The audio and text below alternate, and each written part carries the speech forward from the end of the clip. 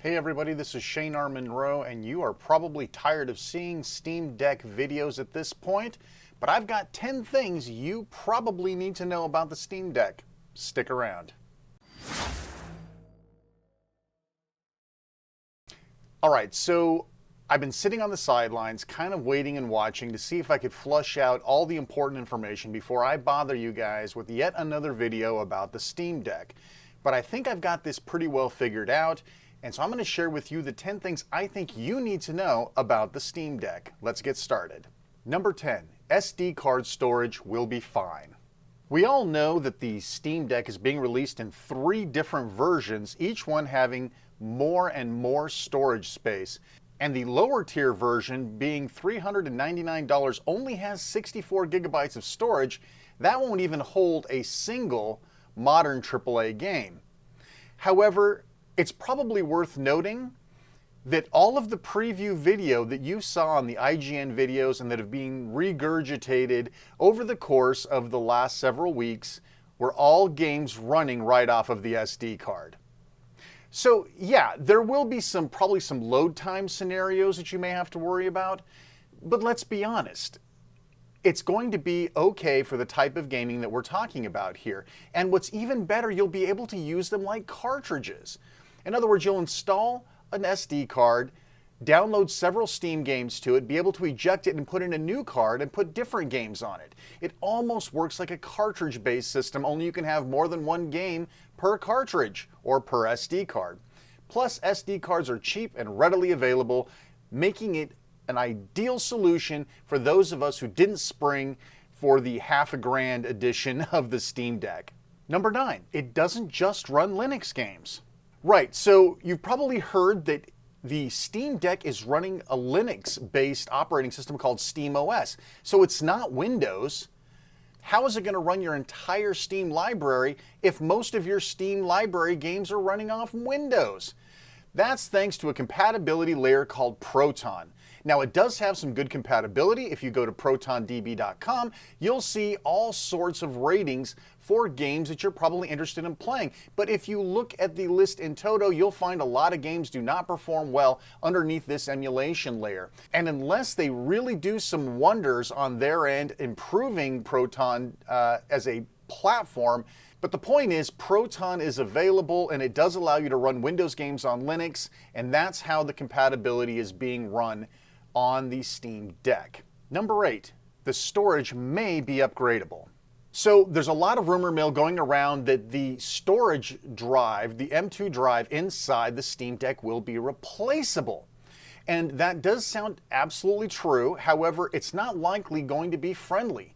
You'll probably have to disassemble the unit. You'll probably void your warranty. You may have to have some microelectronics technology skill sets to get in there, dig through those layers, and be able to get the thing successfully put back together. It's certainly not going to be user-friendly. It's definitely going to void your warranty.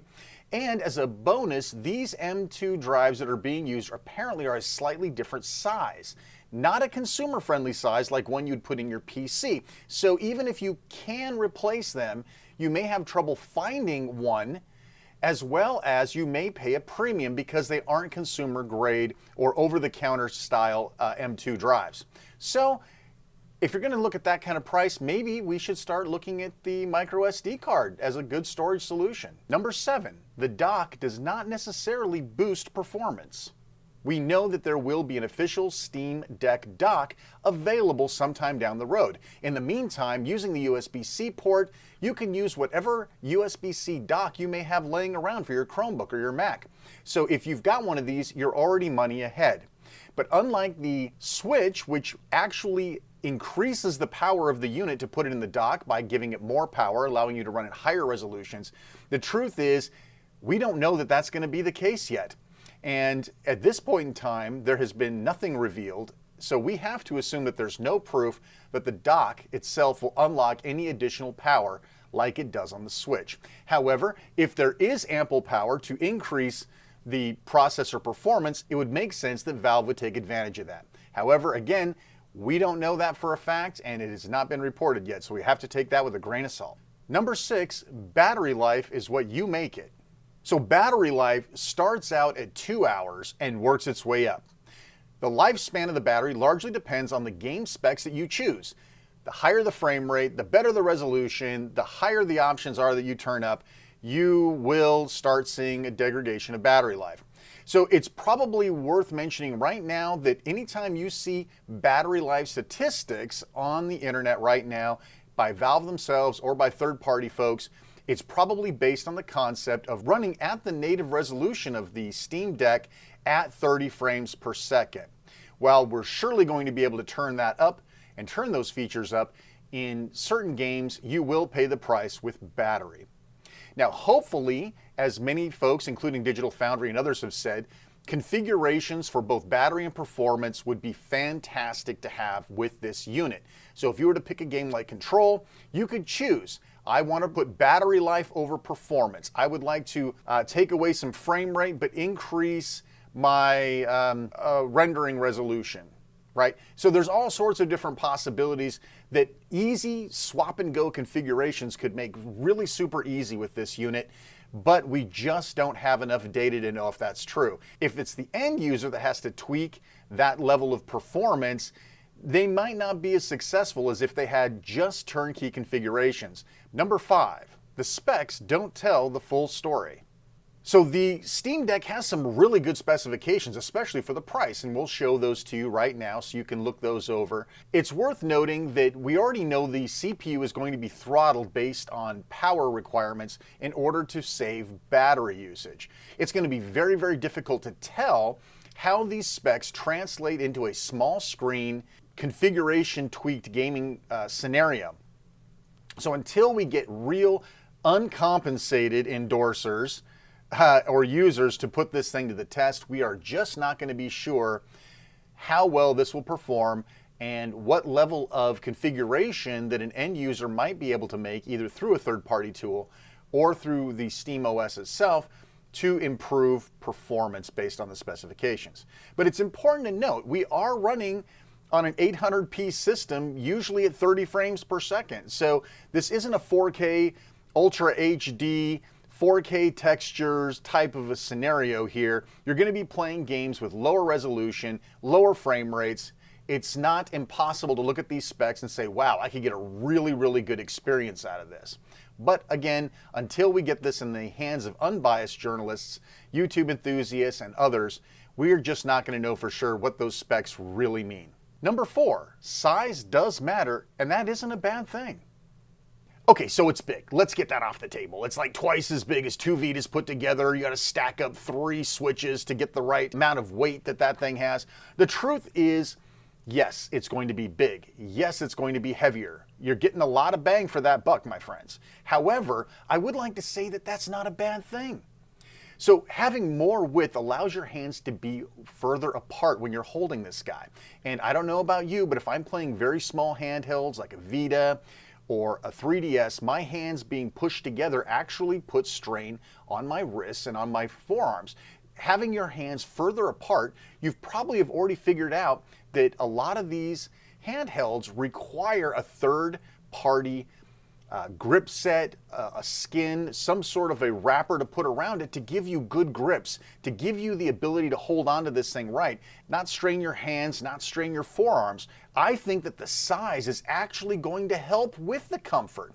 I'll be honest, I have no problem with the Nintendo Switch other than the fact that the screen's too small and there are simply no grips and it's uncomfortable to hold and wield for a long period of time. So if you believe the early press, the Steam Deck doesn't seem to have that problem, and I truly believe it's because of the form factor that they built it in. The size, the width is probably very, very helpful in the comfort environment. Honestly, even things like the rear paddles that we have access to, which by the way, thank the maker for that, because I can't play first-person shooters or anything else having to click in the analog sticks anymore. I have to have the rear paddles like that are on the Elite controllers. So I'm very happy to have that, and I truly believe that the form factor and the size and the width of the Steam Deck is going to be what's making that possible. Number 3, it's really not in competition with the Switch. All right, let's put this to bed right now. Yes, it looks sort of like a Switch. It's a handheld with 2 analog sticks. Oh my goodness, it's going after Switch's lunch, blah, blah, blah, whatever. Listen, you can go see 100 videos talking about Switch versus Steam Deck, the final showdown. Well, okay, look. The bottom line is, from a hardware perspective, the Steam Deck really pretty much wipes up the floor with the Switch. However, Nintendo has never been about specs. It's never been about having the best hardware out there. It's never been about bullet points of hardware specifications. It's always been about the games.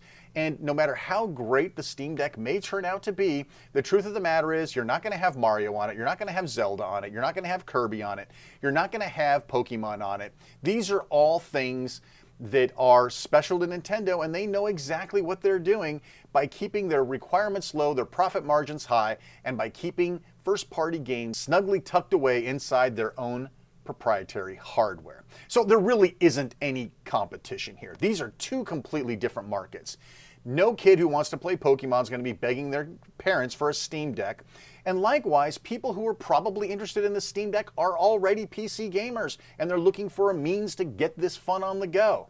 That being the case, they're probably less interested in Switch, which are playing 5- and 10-year-old indie games, and of course first-party games. But the Nintendo platform has always been about being supplemental. You need an Xbox and a GameCube. You need an Xbox 360, but you also need the Nintendo Wii. You have to have the Nintendo Wii U. You have to have the Nintendo Switch, because that's where Nintendo games are. So listen, there's really no competition going on here. This is a completely fabricated, clickbaity way of getting people to read articles and to watch videos. Number two, yes, it's a PC, but what about the drivers? All right, so we've heard over and over again, it's a PC, we don't care what you run on it. We're gonna provide you with SteamOS 3, but you can wipe that out and put Windows on it, which means you can put whatever Linux flavor you want on it. You could put on any of these other distros on it, no matter what you like. That's just a PC. Wipe it and do whatever you want. However, there is something to consider. Even if though you can wipe this machine off and put Windows on it, what about drivers? We all know that drivers are the performance tools that give the operating system the power to run graphics and other media. So if that's the case, is Valve going to be delivering Windows certified drivers for the Steam Deck? It seems a little contrary to what they might be interested in doing, right? So while they say you can run whatever you want on it, but as long as there are drivers to support that operating system, and while Windows can be installed, where do we get those drivers? Will the community come through? Maybe. Maybe they won't. How many third-party lockers are likely to support SteamOS natively? We've heard Epic Games, but what about the big folks? What about the ones that are holding the keys to some of the biggest franchises out there? Which leads us to number one. And of course, number one, it won't play everything, despite what you may have heard. Let's talk about the elephant in the room here. If there's no BlizzardNet, there's no Call of Duty, there's no Overwatch. Call of Duty is one of the biggest franchise games in the world, and there's not a peep of it running on the Steam Deck. Why? Because BlizzardNet probably doesn't run under Linux. It's probably not going to run under Proton. Otherwise, we'd be hearing all about it, and somebody would be showing us a video right now of Call of Duty Black Ops Cold War running on the Steam Deck.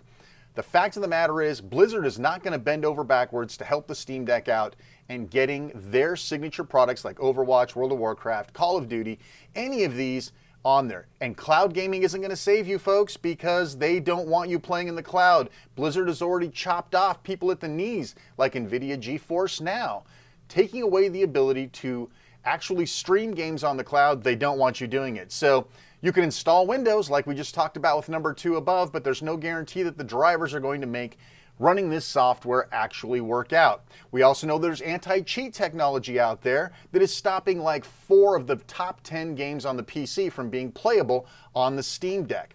So while that doesn't currently work, Valve is promising us a fix before we release, but is that going to happen? They claim, quote, your entire Steam library shows up. Yeah, it may show up on SteamOS, but is it all playable? Only time will tell how that pans out. But currently right now, even though it's in your Steam library, those several anti-cheat based games don't currently run. Will they run by the time the Steam Deck comes out? We'll see. But I'm willing to bet that your entire Steam library out of the box on the shipping day will not run on the Steam Deck. And that's something you have to keep in mind, especially if you're like me and you're a big Call of Duty fan, you're a big Blizzard fan, you may be out of luck when it comes to the Steam Deck. Well, that's it, folks. That's my look at 10 things you should know about Steam Deck. We'll have more coverage, of course, here on Monroe World as time moves forward. As always, thanks so much for watching. Please like the video, subscribe, click that little notification bell, and get notifications of future videos just like this one. I'm Shane R. Monroe, and as always, thanks so much for watching. Take care.